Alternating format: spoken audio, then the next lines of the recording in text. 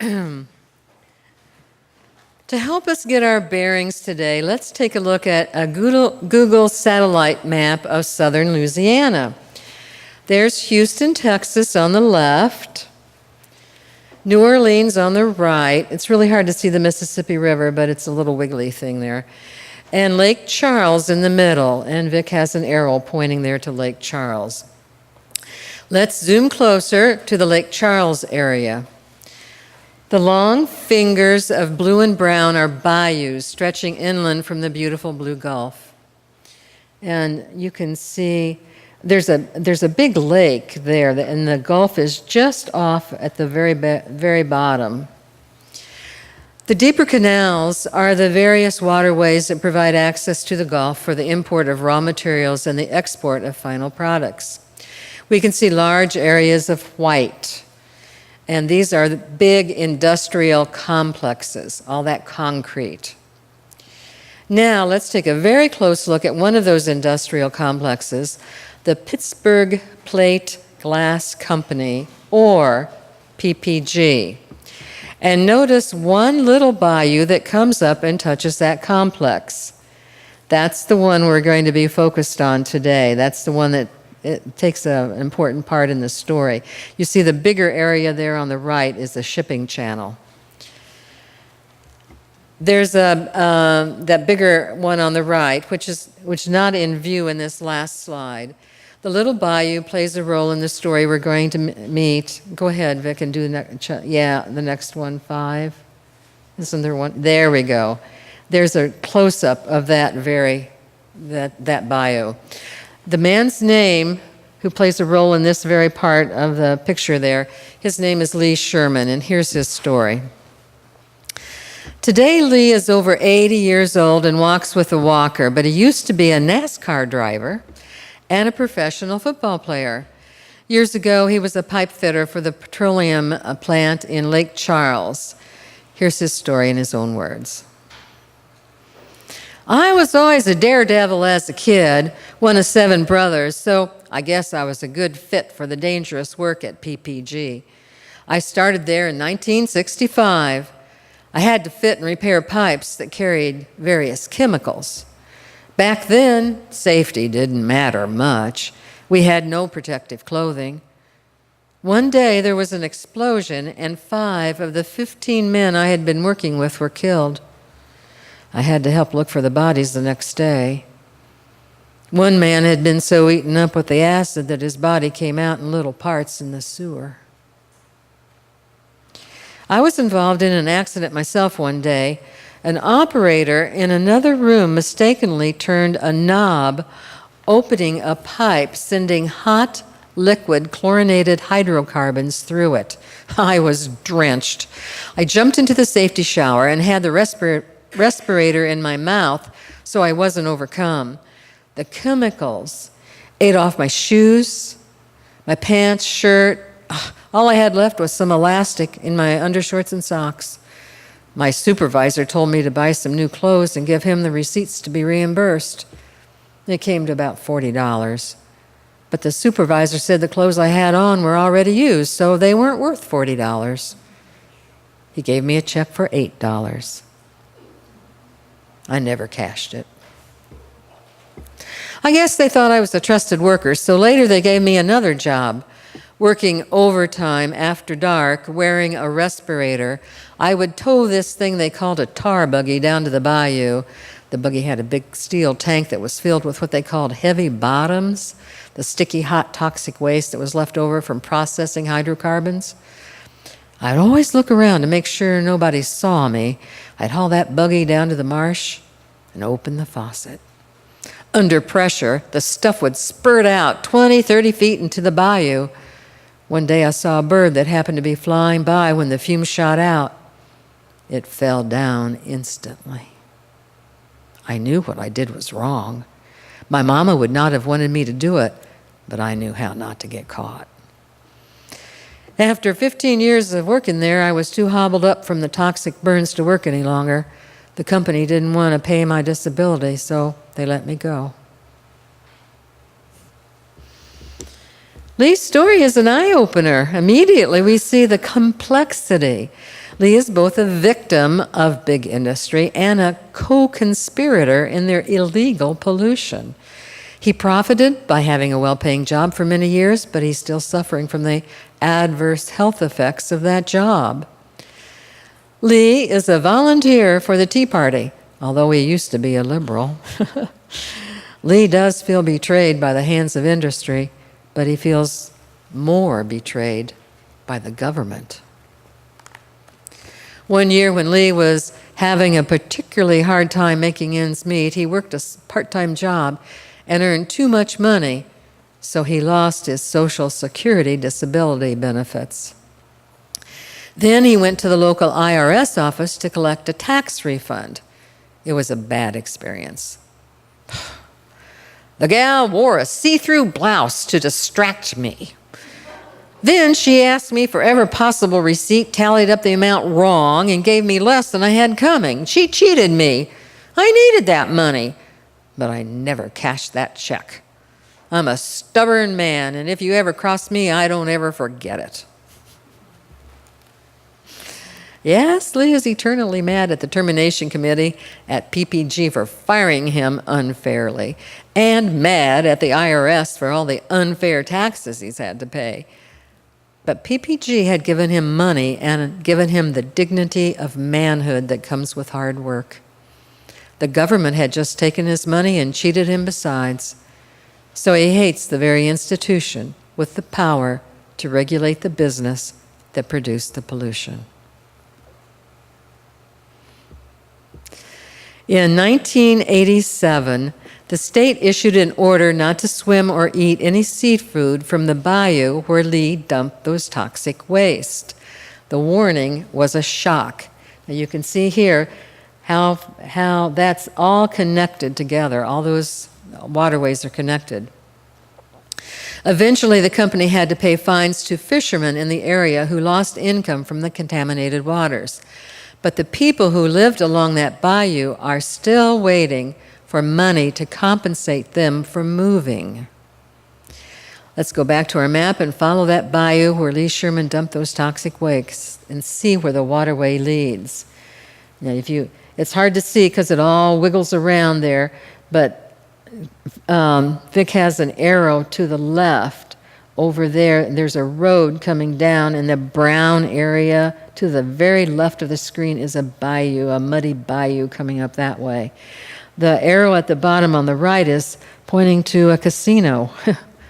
This is all just so close together. But then let's zoom closer along that road, and we'll see the home of Harold and Annette Arno. Now, the lower arrow, there's some little dots right there. That's his home. And right above there is the second arrow, and that's where we're going to see pictures of the bayou later on. See, all the brown stuff is muddy water. It's what used to be bayou. Now, it should be all green with trees growing in it, but it's not. Okay, that's the home of Harold and Annette Arno. The Arnos are descended from French Catholic Acadians, or Cajuns, as they came to be called. For several generations, the Arno clan made a living in the swamp. They fished, caught game, raised gardens, and built cypress boats. And the green area there, you can see, it was a boat landing, and they used to build boats. And now, I don't know how many people use boats in that muddy water. Today there are hundreds of Arno family members, but Harold and Annette are the only two people still living on the road leading to this particular bayou. The pollution has driven everyone else away. But Harold Arno, I think now he's actually in his 80s, remembers another time. He remembers how his mother used to catch gar by coaxing the fish to the side of the boat with bait, patting their sides, then lifting them by the gills into the boat. He remembers the bald cypress trees rising from the water with gray moss hanging from their outstretched branches, tree after tree. Reaching 150 feet, these trees could live hundreds of years. Harold remembers that the sun hardly hit the marsh because the trees were so tall. They could catch frogs at night and fish in the daytime. The frogs would sing and carry on all night long. They drank water directly from the bayou. Their Sunday meal was often frog, and you can see why. Today, the stumps of dead cypress trees stand like tombstones in the swamp, and Harold hasn't heard a frog in years. Let's pause here to go back to Google Maps and get a roadside view of the swampland near the Arno home. And there's the dead cypress trees. It's hard to see, but there's little bitty stumps back in the water, in the muddy water way back there. So that used to be all full of cypress trees. Harold's son, Derwin, was born in 1962 and remembers a stinky, nasty smell from the water when he was a kid. On hot nights, they had to keep the windows closed when the wind carried a burning smell. Sometimes they would see a fish kill when the hundreds of fish would flop about trying to breathe. All their farm animals eventually died when they drank the bayou water. Harold tells this story. We noticed the eyes of the turtles had turned white. They would sit still on a log and never jump off and catch something to eat. They had gone blind and starved to death. Harold Arnold's story is not over, of course. My brother-in-law, J.D., was the first. He came down with a brain tumor and died at 47. Then my sister, she had breast cancer and went to her bones. My mother, she died of lung and bladder cancer. Other people, neighbors up and down the road, are gone too. My sister, who moved to Houston, is fighting cancer. And my other brother-in-law had prostate cancer. And, well, Annette and I are both cancer survivors so far. Harold Arno blames industry for the pollution, of course, but he has no love for government. Harold remembers when his nephew owned hogs. One day they got out of their pen and drank the bayou water. When they died, the health department came down on my nephew for letting the hogs drink the water, but they didn't do nothing about the bad water. Harold recounts other injustices. If your motorboat leaks a little gas into the water, the warden will write you up. But if companies leak thousands of gallons of it and kill all the life here, the state lets them go. When the federal government twice sent the Army Corps of Engineers to dredge the bayou to keep the shipping channel open for commercial ships, they piled up sediment on the banks. And there you can see a good picture. See how they're squirting dirt up. That's coming from the bottom. Because the worst pollution sank to the bottom, mercury, heavy metals, ethylene dichloride, and chlorinated dioxins, by dredging them up, the Army Corps of Engineers had actually exposed more wildlife to these toxic chemicals. The federal government had made the pollution worse.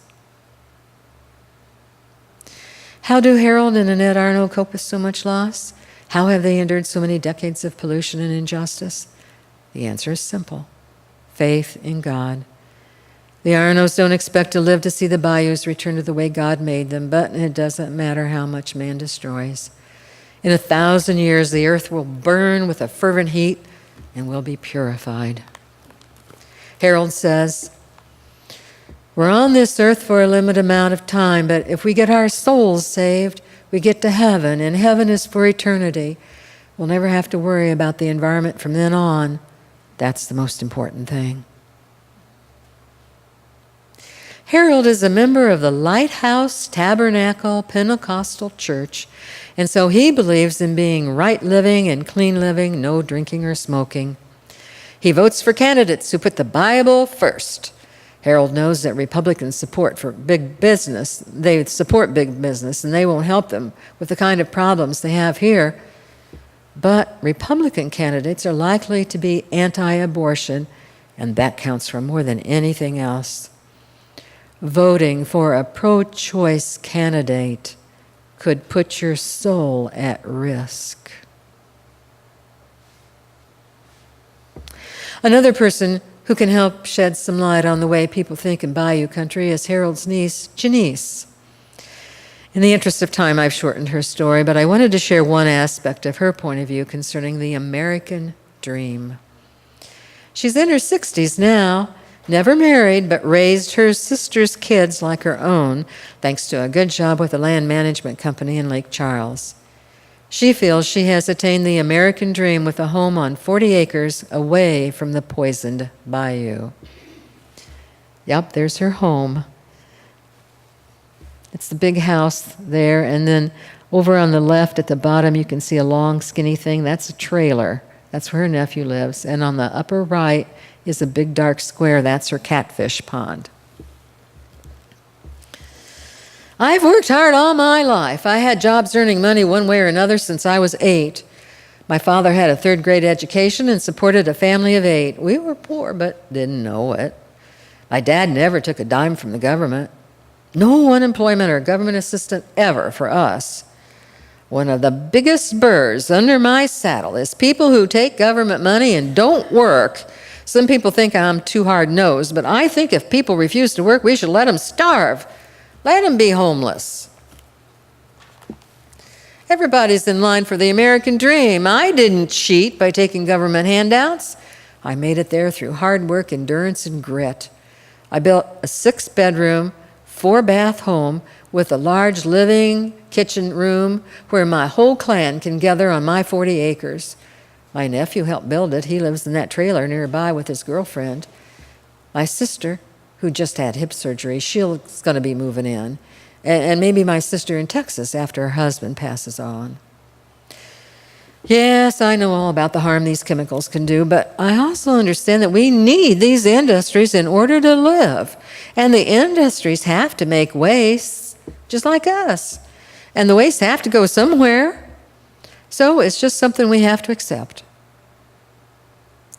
From Janice's viewpoint, big industry has the power to give somebody dignity and honor. Big government has the power to take them away. Notice the square-shaped pond near the road. She's stocked it with catfish, and when we zoom out, we can see that ugly blue mess over there on the right. Kind of notice that light blue area? That's one of 4 industrial waste landfills in this area, right next door to Janice's catfish pond. Janice's American dream home has an ominous neighbor. The last person we're going to meet on our journey through Bayou country lives near another kind of environmental disaster. To the east of Lake Charles is the Mississippi River. Now, if you look carefully, you can see that brown squiggly line snaking through that whole picture from the top to the bottom. That's the Mississippi River. Notice the white areas along the river, more industry trying to take advantage of shipping. There are some 150 companies in this area they call Cancer Alley. Now let's look west past fields of sugarcane and other crops along Highway 70. Now you can that's still a good picture. You can see the rectangle areas. Those are sugarcane crops and other crops. And if you hear people talk about the plantations in southern Louisiana, that's where they were. They were in those areas where the sugarcane grew. But if you keep going west there on Highway 70, there's a little dark green circle. Vic has an arrow pointed right at it. That's the Bayou Corn Sinkhole. Now, this is pretty amazing. So let's watch some dramatic pictures of a video clip about that sinkhole and how it was formed. Watch the trees. Oh, yeah, you said They move it, John. Yep, I got it. Into the sinkhole. Look, right I here. got it. See if it's moving that much. Oh, that's gone right there. See it right there? Look at it.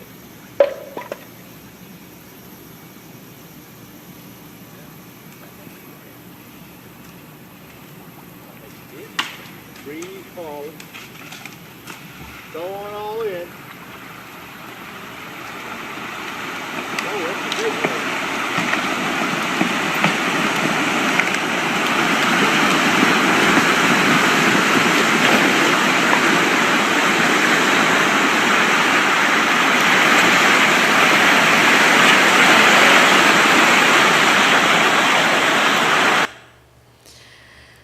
When we return to Google Maps, we can see the sinkhole and the small community of Bayou Corn. Vic will get that up in just a second.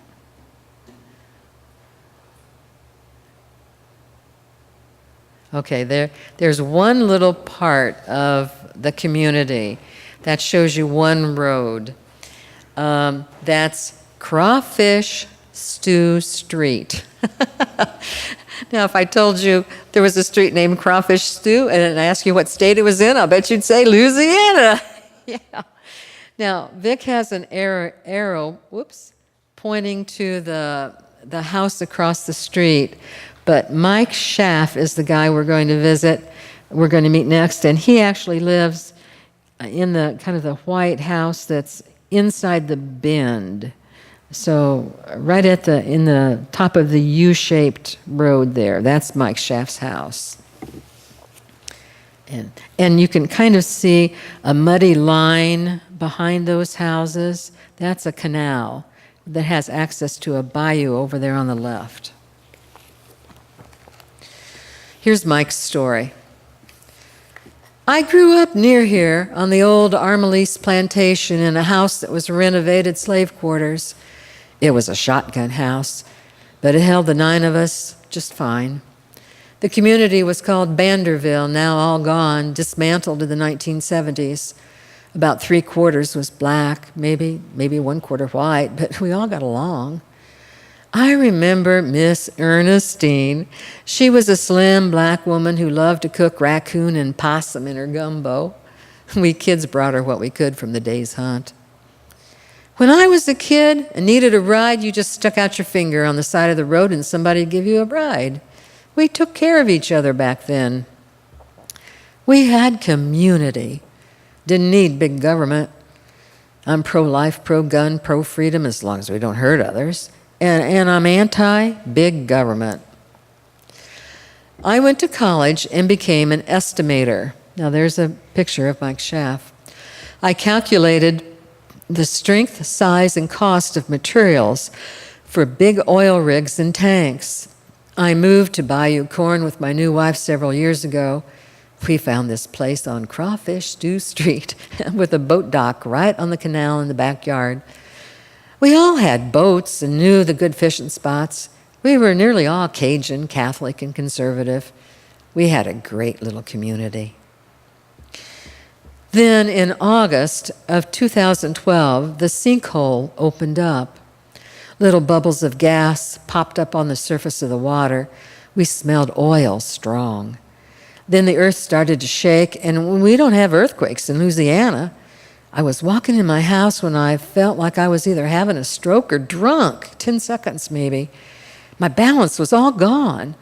Then I noticed a jagged crack zigzag across the concrete under the living room carpet. Mike Schaff had lost another community.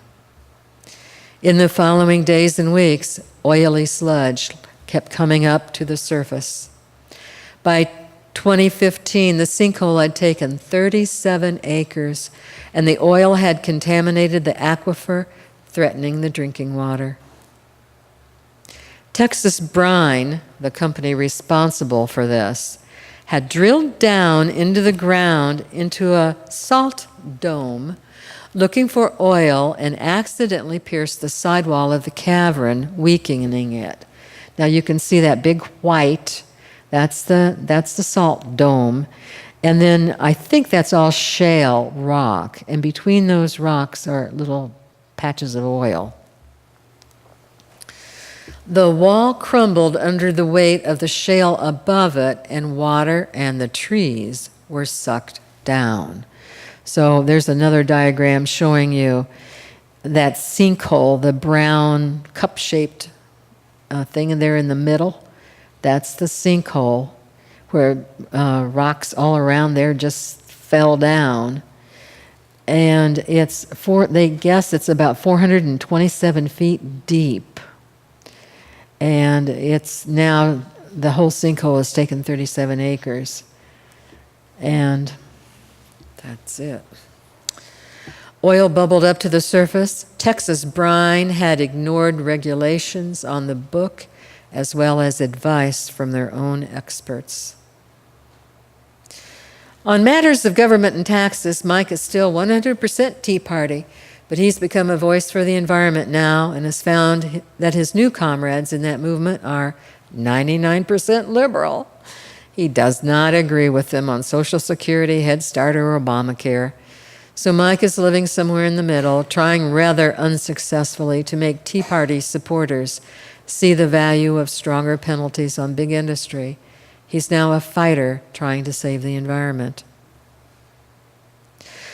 The governor issued an evacuation order for all the residents of Bayou Corn, but Mike couldn't bring himself to leave at first.